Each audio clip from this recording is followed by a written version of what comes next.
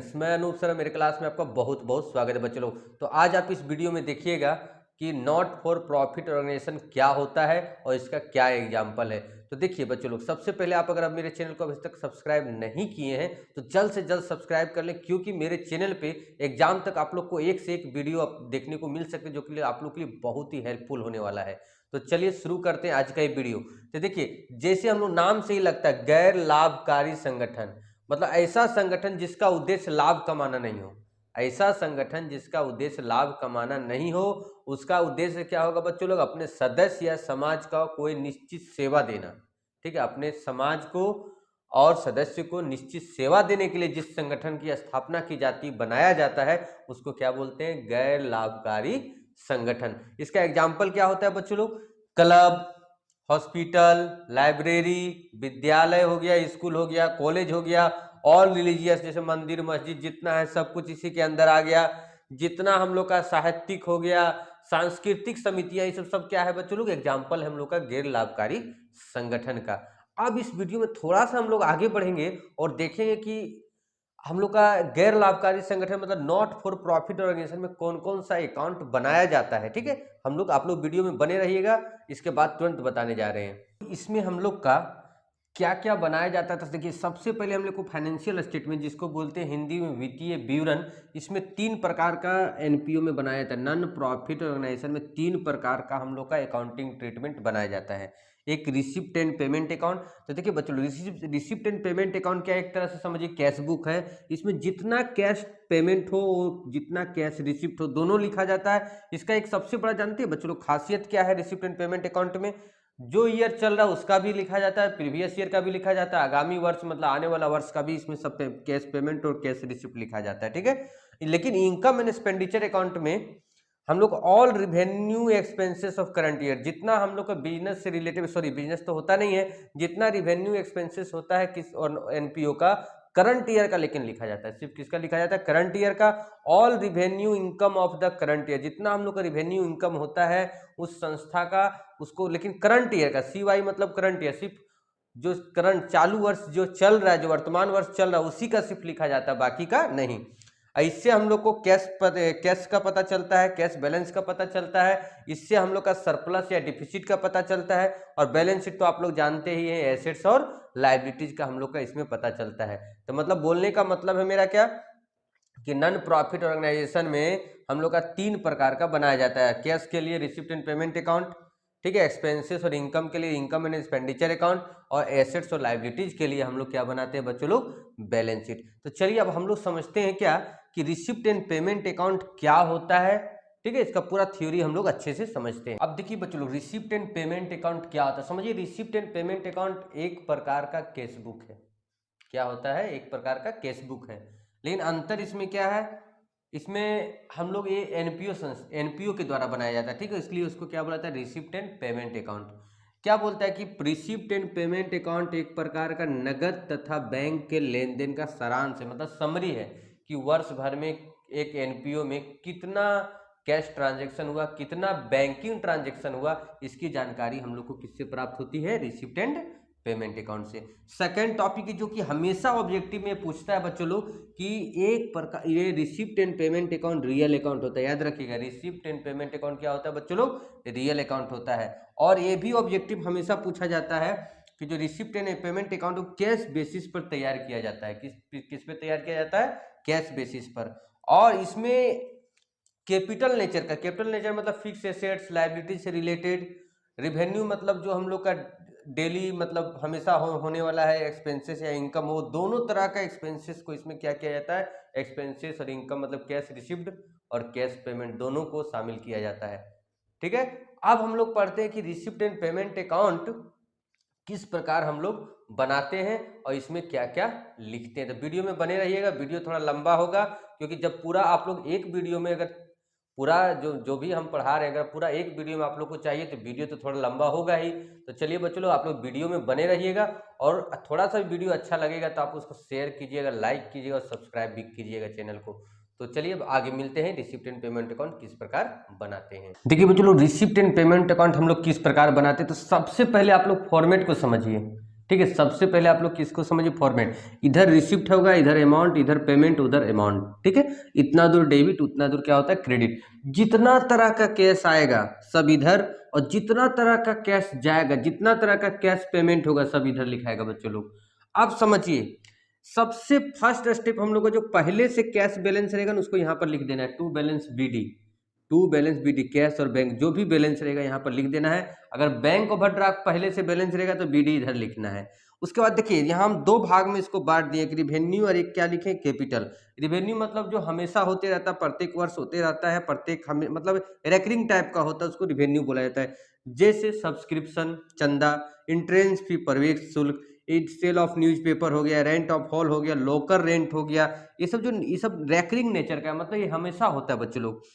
एक होता है कैपिटल रिसिप्ट। कैपिटल रिसिप्ट मतलब कभी कभी होगा, हमेशा नहीं होगा, एक बार होगा। जैसे लेगेसी, वसीयत से प्राप्त धन, स्पेशल डोनेशन मतलब donation for library, donation for कुछ भी, डोनेशन फॉर मान लीजिए बिल्डिंग दे दिया, मतलब कोई स्पेशल डोनेशन रहेगा तो यहाँ पर आएगा।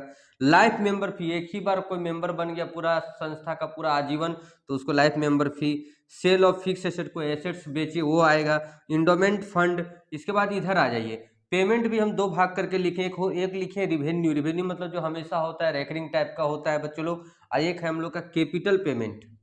ठीक है, थोड़ा छोटा छोटा लिखें ताकि फॉर्मेट थोड़ा एक एक स्क्रीन में आ जाए। और दूसरा बात कि हम बहुत सारा चुनिंदा लिखें जो हमेशा हम लोग को भी क्वेश्चन में हमेशा मिलता है बच्चों लोग, जो उन्हें तो ऐसे क्या होता है, बहुत बड़ा इसका फॉर्मेट है, तो हम लोग क्या करेंगे, बहुत छोटा ही फॉर्मेट बताएं ताकि आप लोग को बहुत आसानी से समझ में आ जाए। और यही ये सिर्फ आइटम ही क्या होता है, एग्जाम ने क्वेश्चन में हमेशा रिपीट करते रहता है, उसी आइटम को हम लिखे हैं।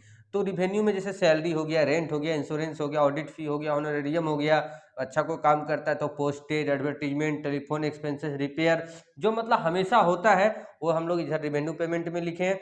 कैपिटल पेमेंट में क्या हुआ बच्चों लोग, कैपिटल पेमेंट में मतलब जो जैसे फिक्स एसेट्स खरीदे, मतलब एसेट्स जो खरीदते हैं उसको कैपिटल पेमेंट बोला जाता है। तो एसेट्स खरीदे, इन्वेस्टमेंट खरीदे, एफडी करवाए, या तो कोई प्राइज फंड इन्वेस्टमेंट है, तो वो सब हम लोग का क्या होता है, कैपिटल पेमेंट होता है। आई कैपिटल रिसिप्ट और कैपिटल पेमेंट हमेशा बैलेंस शीट में जाता है। कहाँ जाता है बच्चों लोग, हमेशा बैलेंस शीट में जाएगा।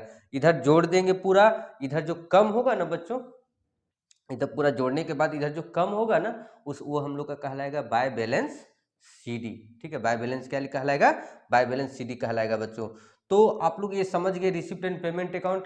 अब हम लोग जिस टॉपिक पे बात करने जा रहे हैं वो है इनकम एंड एक्सपेंडिचर। ठीक है, उसको क्या बोलते हैं, इनकम एंड एक्सपेंडिचर। इसके बाद का टॉपिक हम लोग का बच्चों इनकम एंड एक्सपेंडिचर किस प्रकार से बनाते हैं, तो और क्या होता है और किस प्रकार का वो अकाउंट होता है। चलिए आप लोग वीडियो में बने रहिएगा, हम बार बार बोल रहे हैं वीडियो थोड़ा लंबा होगा, क्योंकि जब एक ही वीडियो में पूरा रहेगा थोड़ा सा वीडियो का लेंथ लंबा हो सकता है। तो आप लोग वीडियो में बने रहिए। थोड़ा सा भी अगर वीडियो पसंद आ रहा है तो लाइक जरूर कीजिएगा बच्चों लोग। अगर अभी तक आपने लाइक नहीं किए, अगर सब्सक्राइब भी नहीं किए चैनल को, तो जल्द से जल्द सब्सक्राइब कर लें, क्योंकि इस प्रकार का वीडियो हम अपने चैनल पे आप लोग के लिए ही बनाया जाता है। ठीक है, मेरा उद्देश्य है कि आप लोग के लिए अच्छी से अच्छी वीडियो बनाया जाए ताकि आप लोग को आसानी भाषा में आप लोग को समझाया जाए। चलिए बच्चों, अब हम लोग देखते हैं इनकम एंड एक्सपेंडिचर अकाउंट। ठीक है, तो सबसे पहले समझ जाइए इनकम एंड एक्सपेंडिचर क्या होता है बच्चों, कि जिस तरह से हम लोग ट्रेडिंग कंपनी में हम लोग प्रॉफिट एंड लॉस बनाते हैं, ट्रेडिंग कंपनी में क्या बनाते हैं बच्चों लोग, profit and loss, net profit निकालने के लिए सेम टू सेम।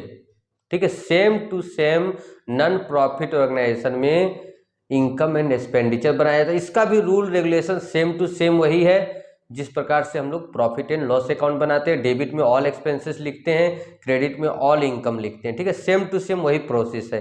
तो देखिए बच्चों लोग, सबसे पहले income and expenditure NPO non profit organisation के द्वारा बनाया जाता है, और यह एक प्रकार का प्रॉफिट एंड लॉस है। इसके बाद आगे बढ़ते हैं, जो कि हमेशा ये ऑब्जेक्टिव में पूछता है, ये जो हम टॉपिक बता रहे हैं ये हमेशा ऑब्जेक्टिव में पूछता है कि यह एक प्रकार का क्या है बच्चों, नॉमिनल अकाउंट है। क्या है, नॉमिनल अकाउंट है। और इसमें जितना तरह का रिवेन्यू, सिर्फ रिवेन्यू, रिवेन्यू किसको बोलते हैं, जो रेकरिंग टाइप का होता है, जो हमेशा आता है बच्चों, उसको क्या बोलते हैं, रिवेन्यू। इसमें क्या होता है, रिवेन्यू इनकम और एक्सपेंडिचर दोनों को दिखाया जाता है। इसमें किसी प्रकार का भी कैपिटल पेमेंट, कैपिटल पेमेंट किसको बोलते हैं बच्चों, जो एसेट्स खरीदने के लिए हम लोग पेमेंट करते हैं उसको कैपिटल एक्सपेंडिचर बोला जाता है। न किसी प्रकार का कैपिटल एक्सपेंसेस को लिखा जाता है, न किसी प्रकार का कैपिटल इनकम को लिखा जाता है।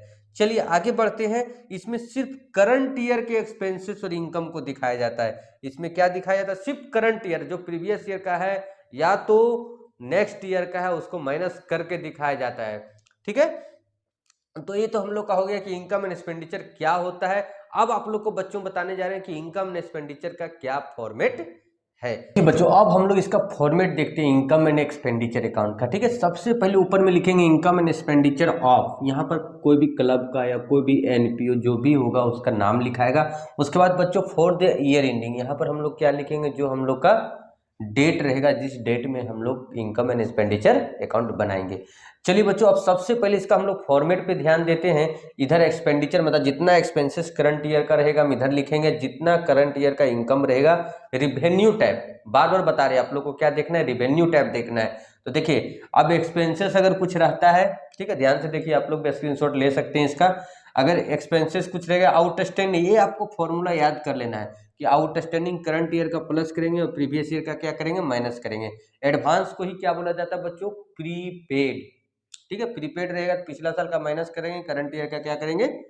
मैं पिछले साल का प्लस करेंगे, करंट ईयर का क्या करेंगे? माइनस करेंगे। ये हमेशा आप लोग को अच्छा से याद कर लेना बच्चों। अब जितना तरह का यहाँ एक्सपेंसेस देखिए लिखा हुआ है वो सब रिवेन्यू हम बहुत कम लिखे हैं, फॉर्मेट में और ज़्यादा है। तो हम लोग जब क्वेश्चन बनाएंगे ना बच्चों, तो उसमें से हम लोग अपने भी उसको क्लैरिफाई कर लेंगे कौन रिवेन्यू है और कौन हम लोग का इनकम है और कौन एक्सपेंसेस है। क्यों? क्योंकि हम लोग जानते हैं एसेट्स क्या होता है, मशीन है, बिल्डिंग है, प्लांट है। अगर ये सब चीज़ खरीदते हैं तो ये सब इसमें नहीं आएगा, क्योंकि वो एक्सपेंडिचर नहीं कहलाता है, वो क्या कहलाता है बच्चों? Capital expenditure. हम लोग को इसमें क्या लिखना है? रिवेन्यू, जैसे सैलरी, रिपेयर, डिप्रिसिएशन, जो हमेशा होता है, प्रत्येक दिन होता है, प्रत्येक महीना होता है, मतलब रेकरिंग टाइप का। Salary, repair, depreciation, telephone charge, electricity. इसके बाद बच्चों चैरिटी है, रेंट है, न्यूज़पेपर है, ऑडिट फी है, बैड डेप्ट है, interest on loan, office expenses. उसी तरह और एक चीज़ आप लोग को पहले बता देते हैं कि सब्सक्रिप्शन मेन सोर्स है किसका? एनपीओ का। सबसे बड़ा इनकम का सोर्स है चंदा। इसमें भी अगर हम लोग का रहता है वैसा आउटस्टैंडिंग करंट ईयर का प्लस होगा, प्रीवियस ईयर का क्या होगा बच्चों? माइनस होगा।